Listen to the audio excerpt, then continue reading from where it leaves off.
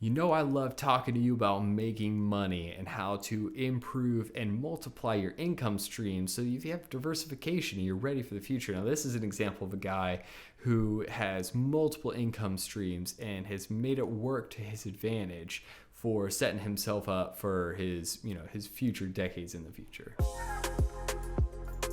When I received my first engineering job out of college, there was a lot of excitement. Over time, I think my job and my values started to shift towards the time and towards family. I love that. I mean, I couldn't agree more. I'm in a similar position where, as my careers shifted, my motivation and my time, my investment goes towards family. I realized that, my dream is to become a father one day. My dream is to have a family and to devote myself to that. Because at the end of the day, that's all that truly matters. I think that's a common dream. I don't think it's the only thing that matters. I think there's a lot of people that can find fulfillment without kids and without marriage. But for the vast majority of us, this is a great source of fulfillment.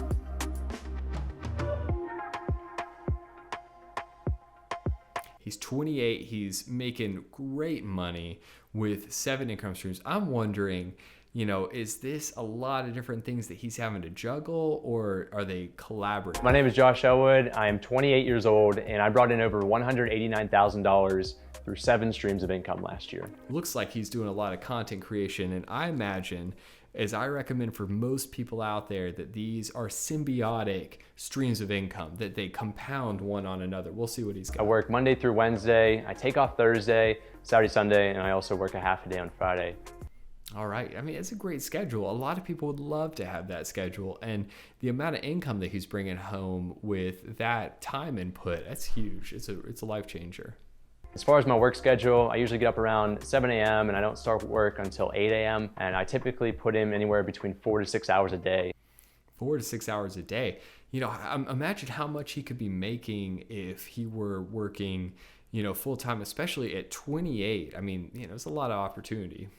43% of my income comes from YouTube alone, which amounts to about $83,000 a year. That's great. I mean, that's huge. He's clearly been doing this for a while. He's built up a foundation. It takes time to build up that kind of thing, but one tweak of the algorithm and that income could go away. My Amazon store brought in just under $14,000 last year profit. I made just over $33,000 on Patreon, just over $29,000 on Fiverr, $29,000 from affiliate marketing. My cash flow for my rental property was just over $1,200, and I made $639 from dividend payments. I bet he could easily live off of the other half if YouTube were to go away. That's the largest portion for him, but I bet over time that portion's getting smaller as those others grow. Throughout college, I wanted to be successful, mainly for my peers. It wasn't really what I wanted to do, but I knew that if I was an engineer, I'd be successful in society's eyes. I'd make a lot of money, I'd have a good life, and I'd grow old with a nice pension. He's clearly a smart guy, and there's nothing wrong with being an engineer. You could do it for whatever reason you need to, but it's a good foundation. I recommend a lot of people, if they don't know what to do, start there if you're good. When I was working onshore, I'd work a normal 40 to 45 hour week. And then when I was working offshore, there'd be 12-hour days and you'd work 7 days a week. That's a grind. That's an arduous place to work. I had a neighbor, he's a good friend of mine, worked offshore, and for those periods of time, it's a soul sucker. It was really nonstop. I was working offshore in the Gulf of Mexico, and so there were some individuals that I worked directly with out there that their family time was lacking, and they even told me that they really missed out on their life. I recommend this all the time when people are looking around them and they see the people that are a few steps ahead of them, and they ask themselves, ask yourself, do I want to be that person? Do I want to have that experience for life? I think that was the moment when I realized with this leadership role that I eventually progressed to, I would be in a very similar situation. I would be traveling a lot more, be spending more time at work versus with my family. And that's a key value for him. See, he's identified the values and the things that he wants to invest in, and time with family, that's at the top of his. So I'd say definitely make that change. Unfortunately, when I was 3 years old, my father passed away due to a sudden heart attack. So it's something that I grew up with, and I understood how valuable that time aspect actually is. Oh man, that's so true. That's heartbreaking, man. I mean, I got a kid, he's 2.5, and the thought of him growing up without a father, it's heartbreaking. The largest factor of why I wanted to start these side hustles, other than just the fulfillment that I gained from it, was to accelerate my debt payoff. Yeah, because debt is that ball and chain. It's the thing that's not just like eating away at your paycheck, but it's slowing your momentum down for your long-term goals. So in total, I had about $40,000 in debt to pay off before I could really start investing into my businesses. Debt to dollars, it's interesting how, he's clearly investing everything in himself. And, he's a single guy, he's 28, he's so young and getting started, he's doing great. My first investment in my Amazon business were these knockoff headphones, I would call them. At the time, they were coming from overseas, and I invested a little over $1,000 into them. I tried to sell 7 to 8 different products. All of them ended up failing. 7 to 8 different failures. I see it so often, especially with Amazon sellers. They, maybe the first or second try, they get burned out and they quit, and that's the real failure. Selling on Amazon is extremely difficult. You spend hours and hours a day really looking through all these different product niches to see what's in demand, what's trending upward in consumer demand. Trend chasing is so hard, and so many people are doing it now that with the sophistication out there, you can do it. It's a grind. There's maybe a better ROI for your time now. And that gave me that aha moment and that motivation that I could turn this into something that actually can produce income. After those iPhone cases, I focused on selling sports and outdoors equipment. Maybe it's something that, sell what you know, and it sounds like it had images of him golfing, and I would go into an area that the niche.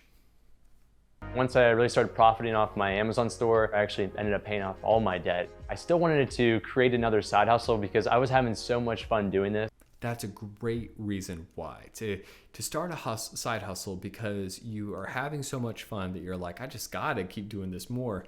That's the right reason to do it. So I started looking into other income streams, and that's when I found out on YouTube in February of 2020. I decided that it'd be a good idea if I could actually take all this knowledge and all of these mistakes that I made throughout my journey with my side hustles and to teach others how to actually gain financial freedom and to pay off your debts using side hustles. That's great. I'm gonna have to check out this guy's channel. I know what I'm doing tonight to click around and see what he's got. He's clearly been doing it for a while. Over the years, you build up this audience. I'm glad. I realized that I could quit my job in February of 2021. I was making, I think, $3,400 after tax, and that was exactly the amount that I needed to sustain my lifestyle as is.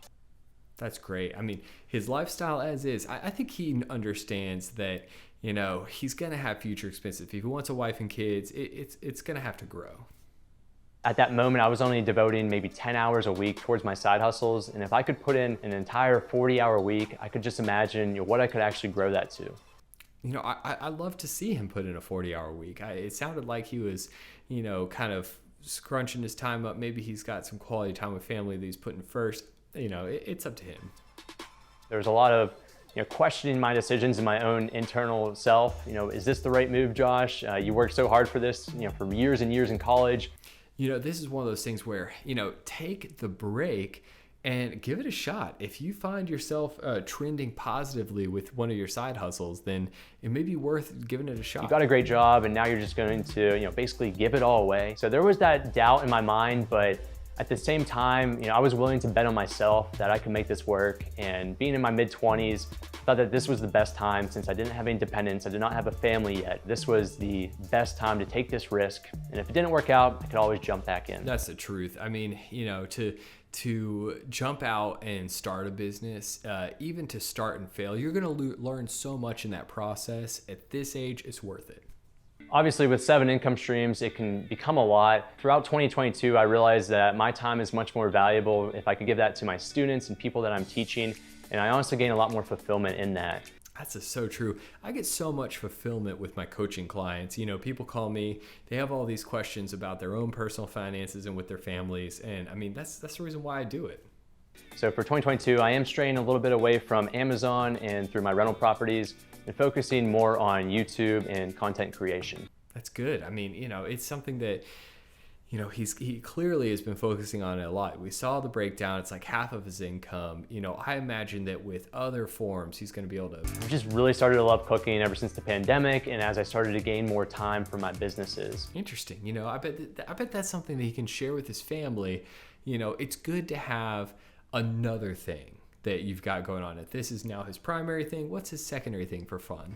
And what I love most about cooking, obviously the food, but the second thing I'd have to say is just being able to see the smile on my wife's face or my mom's face when I cook her something great. Oh, I thought he was single this whole time. He's got a wife, he's got his parents, his mom that he's been hanging out with. And so I think he's just planning for kids. I get it now. If I were able to create a brick and mortar store or a local business here where I live, I think that would give me that sense of fulfillment of actually seeing how I can help someone one-on-one versus just doing everything online where I don't necessarily see them unless it's through a digital format. I'm really looking forward to that. I totally agree. I mean, being able to shake hands, it's like, maybe I'm old school, but it's worth it for me. And I feel I'd hang out with this guy. I think I could learn a lot from him. What I really struggle with now is battling my own time versus that growth. I want to obviously grow in certain areas, but I also do not want to sacrifice my time and work 40 to 60-hour weeks. Yeah, I mean, I don't think there's anything wrong with a 40-hour week, especially if you don't have kids. I say put the time in now when you're young, you got the energy, you got the time, but, measure what matters to you. I think it's very important to understand when enough is enough, whether that's financially related or related to your time. I found that balance over the past year of my income, of where I want it to be, and also the growth and the exposure that I have with my brand and my businesses. Yeah, and I'll say it one more time, just measure what matters most to you. And, if that's measuring the time that you're investing, measuring your investment dollar-wise.